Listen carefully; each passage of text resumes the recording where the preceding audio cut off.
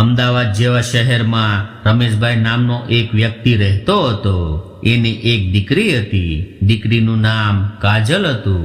કાજલ રમેશભાઈની એકની એક દીકરી હતી. રમેશભાઈએ બાળપણથી જ કાજલને ખૂબ લાડકોડથી ઉછેરીને મોટી કરી હતી. દીકરી ભણવામાં પણ ખૂબ જ હોશિયાર હતી. કાજલ ભણવામાં ખૂબ જ હોશિયાર હતી. એટલે એના પિતાજીએ એવું કહ્યું હતું કે દીકરી કદાચ તારે આગળ ભણવા માટે વિદેશમાં જવું હોય તો ત્યાં જઈને પણ તું તારો અભ્યાસ કરી શકે છે. કારણ કે કાજલ ભણવામાં ખૂબ જ હોશિયાર હતી. એટલે એના પિતાજી એવું વિચારી રહ્યા હતા કે વિદેશમાં રહીને દીકરીને સારો અભ્યાસ કરવાનો અવસર મળશે. પરંતુ કાજલ તો ભારતમાં જ રહીને ભારતની ટોપ કોલેજમાંથી પાસ થઈ હતી અને ખૂબ સારી નોકરી કરવા લાગી હતી. હવે કાજલ યુવાન થઈ હતી એટલે એના પિતાજી એના માટે સંબંધ જોવા લાગ્યા. ઘણા બધા સંબંધો આવ્યા હોવા છતાં પણ જ્યારે એવી વાત થતી કે કાજલ લગ્ન પછી પણ નોકરી કરવા માંગે છે તો આવી વાત સાંભળીને ઘણા બધા સંબંધોની વાત આગળ વધતા પહેલા જ અટકી જતી હતી. આવી રીતે જ લગભગ ઘણા બધા સંબંધની વાતો અટકી ગઈ હતી અને હવે તો કાજલના પિતા પણ કોઈ પણ સંબંધની વાત આવે તો પહેલા જ એ વાત જણાવી દેતા કે અમારી દીકરી લગ્ન બાદ પણ નોકરી કરવા માંગે છે. આવી રીતે ધીરે ધીરે સમય વીતવા લાગ્યો અને થોડા સમય બાદ એક સંબંધની વાત આવી અને એમાં દીકરો પણ ખૂબ સારું ભણેલો હતો અને એ શહેરમાં રહીને નોકરી કરી રહ્યો હતો અને એ લોકોને કાજલ લગ્ન બાદ નોકરી કરે એ વાતમાં કોઈ પણ પ્રકારનો પ્રોબ્લેમ નહોતો. તો એટલે ધીમે ધીમે સગાઈની વાત આગળ વધી અને દીકરા દીકરીએ એકબીજાને જોઈ લીધા અને એકબીજાને પસંદ પણ કરી લીધા.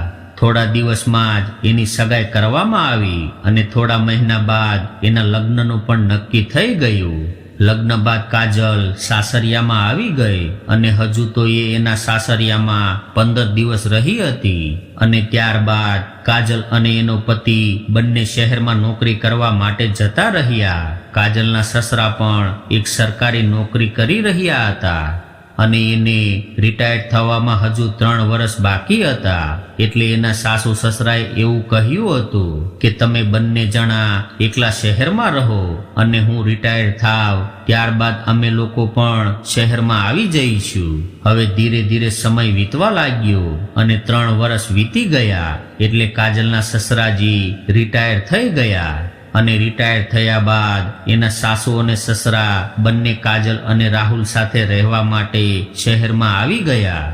કાજલને તો તેના માતા પિતાએ પહેલાથી જ ખૂબ સારી શિખામણ અને સંસ્કાર આપ્યા હતા. એટલે એના સાસુ સસરા આવ્યા બાદ કાજલ એની ખૂબ સારી રીતે સેવા કરવા લાગી. એણે એના સાસુ સસરાની એના માતા પિતા સમજીને સેવા કરી. એની સેવામાં કંઈ કમી નહોતી રાખી. કાજલ ઘરનું કામ કરતી અને સાથે સાથે પોતાની નોકરી પણ સંભાળતી હતી. એક વર્કિંગ વુમન હોવા છતાં પણ કાજલ પોતાના ઘરનું ખૂબ સારી રીતે ધ્યાન રાખતી હતી અને નોકરી પણ સંભાળી લેતી. એક દિવસ એ નોકરીએથી ઘરે પાછી ફરી રહી હતી ત્યારે ઘરની બહાર ઊભા રહીને એ પોતાના ચપ્પલ કાઢી રહી હતી. ત્યારે જ એને ઘરની અંદરથી અવાજ સંભળાયો અને એ અવાજ એના સાસુમાનો હતો.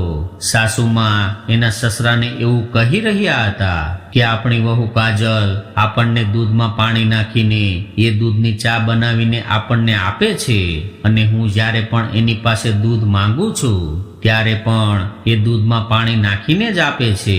કાજલને આવું બધું સાંભળીને થોડું અજુગતું લાગ્યું કારણ કે એ તો આવું કંઈ કરતી જ નહોતી. આવું સાંભળ્યા બાદ એ દરવાજો ખોલીને અંદર આવી ગઈ અને પોતાના રૂમમાં પોતાનો બેગ મૂકીને ફ્રેશ થવા માટે બાથરૂમમાં નાઈ ધોઈને ફ્રેશ થયા બાદ એ વિચારવા લાગી કે મારા સાસુમાં આવું ખોટું શા માટે બોલતા હશે. અને ઘણા બધા વિચારો કર્યા બાદ એને એક ઉપાય યાદ આવ્યો. એટલે હવે કાજલ ઘરનું બધું જ દૂધ આવે ત્યારે એ દૂધને ડાઇનિંગ ટેબલ પર મૂકી દેતી જેનાથી એ દૂધ ઉપર ઘરના બધા જ સભ્યોનું ધ્યાન રહે અને જ્યારે પણ એના સાસુમાં એની પાસે દૂધ માંગતા ત્યારે કાજલ દૂધનું આખું તપેલું લઈને સાસુમાં પાસે જતી અને એને ગ્લાસમાં દૂધ આપતી. થોડા દિવસો બાદ કાજલને એવું લાગ્યું કે મારા સાસુને જેવું લાગતું હતું એવું હવે નહીં લાગે. પરંતુ ફરી એક દિવસ કાજલ નોકરીએથી ઘરે પાછી આવી રહી હતી. ત્યારે ઘરના દરવાજા પાસે પહોંચી એટલે એણે અંદરથી અવાજ આવતો સંભળાયો અને આ વખતે એના સાસુ કંઈ કહેતા હતા, જેમાં સાસુ એવું કહી રહ્યા હતા કે કાજલ નોકરી પરથી ઘરે આવે ત્યારે ઘણા બધા ફળો લઈને આવે છે, પરંતુ આપણને એમાંથી થોડા એવા ફળ આપે છે અને બાકીના બધા જ ફળો એ પોતે જ ખાય છે.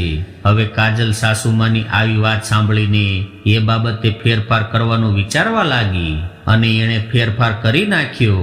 હવે એ ઘરે આવતી વખતે લાવેલા ફળો પણ રસોડામાં રાખવાની જગ્યાએ ડાઇનિંગ ટેબલ પર જ રાખવા લાગી અને સાસુ સસરાને પણ એવું કહ્યું કે તમારે જ્યારે પણ ફળ ખાવા હોય ત્યારે અહીંથી લઈ લેજો.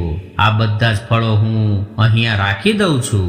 આ વાતને થોડા દિવસો વીતી ગયા એટલે ફરી પાછી સાસુમાં એવું કહેવા લાગ્યા કે રાહુલ તો ઘણી બધી મીઠાઈઓ લઈને આવે છે, પરંતુ કાજલ આપણને ખૂબ ઓછી મીઠાઈ આપે છે. આ વખતે પણ કાજલે સાસુમાની આવી વાતો સાંભળી લીધી અને આ સાંભળીને કાજલે બીજા દિવસે આખું ફ્રીજ એના સસરાજીના રૂમમાં રખાવી દીધું અને નોકરીએ જતી વખતે એવું કહેતી ગઈ કે મમ્મી, તમારે પાણી, દૂધ કે બીજી કોઈ પણ વસ્તુની જરૂરિયાત હોય તો એ બધું જ ફ્રીજમાં પડ્યું છે અને મીઠાઈ પણ આમાં જ હોય છે. એટલે કદાચ તમને પગ દુખતા હોય અને તમારે વધારે ચાલવું ન પડે એટલા માટે હું ફ્રીજ અહીંયા તમારી રૂમમાં જ રખાવી દઉં છું અને કદાચ મારે કંઈ જોઈતું હશે તો હું અહીં આવીને લઈ જઈશ. હજુ તો કાજલ નોકરીએ જઈ રહી હતી અને બહાર ઊભી રહીને લિફ્ટની રાહ જોઈ રહી હતી. ત્યારે ફરી પાછો એના સાસુમાનો અવાજ સંભળાયો અને એના સસરાજીને એવું કહી રહ્યા હતા કે આ બધું તો ઠીક છે, પરંતુ મને કાજલની અંદર કંઈ ગડબડ હોય એવું લાગે છે. હવે આ વખતે સાસુમાની વાત સાંભળીને એના સસરાજીએ તરત જ સામો જવાબ આપીને એવું કહ્યું કે હું ઘણા દિવસોથી જોઈ રહ્યો છું કે તું હંમેશા માટે વહુનો વાંક શોધતી રહે છે. હમણાં જ મીઠાઈ માટે પણ કહ્યું હતું એટલે વહુએ આખું ફ્રીજ અહીંયા રખાવી દીધું છે. શું તને ખબર છે કે વહુ આપણને વધારે પડતી મીઠાઈ શા માટે નથી આપતી? કારણ કે આપણને ડાયાબિટીસ છે અને આવી હાલતમાં આપણે મીઠાઈ ખાઈશું તો ડાયાબિટીસ વધી જશે. એટલા માટે એ આપણને મીઠાઈ ઓછી આપે છે. અને હવે તું એવું કહી રહી છો કે મને વહુમાં કંઈ ગડબડ લાગે છે. ગડબડ વહુમાં નથી, પરંતુ તારા મગજમાં હશે. કારણ કે તું જ્યારે મારી સાથે વિવાહ કરીને આવી હતી ત્યારે તે વહુ તરીકે જેવું કહ્યું અને કર્યું હતું, કદાચ તને એવા જ વિચારો જ આવતા હશે અને તને એવું લાગતું હશે કે આપણી વહુ પણ એવું જ કરતી હશે. પરંતુ આ બધો તારો વહેમ છે અને એટલે જ હું તને બીજું કંઈ કહેવા નથી માંગતો, કારણ કે વહેમનો કોઈ ઈલાજ નથી હોતો. બરોબર એ જ સમયે બહાર ઊભી રહીને વહુ આ બધું સાંભળી રહી હતી અને ત્યારબાદ ફરી પાછો સાસુમાનો અવાજ ક્યારેય ન આવ્યો. કદાચ સાસુમાની અંતરાત્મા એને કહી રહી હતી કે ખરેખર આ બધો વહેમ છે અને સસરાજીએ જે કંઈ પણ કહ્યું છે એ સાચું છે. એ દિવસથી જ કાજલ સાથે એના સાસુમાનું વર્તન પણ બદલાઈ ગયું હતું અને એ કાજલ સાથે ખૂબ પ્રેમથી વર્તન કરવા લાગ્યા અને પોતાની દીકરીની જેમ રાખવા લાગ્યા. કારણ કે આજે એના સાસુમાના મગજમાં રહેલા વહેમનો ઈલાજ એના સસરાજીએ થોડા શબ્દોમાં જ કરી નાખ્યો હતો. તો મિત્રો, આજની સ્ટોરી તમને કેવી લાગી કોમેન્ટમાં જરૂર જણાવજો અને પસંદ આવી હોય તો વિડીયોને લાઈક, શેર અને નવા હોય તો ચેનલને સબસ્ક્રાઇબ જરૂરથી કરજો. હર હર મહાદેવ.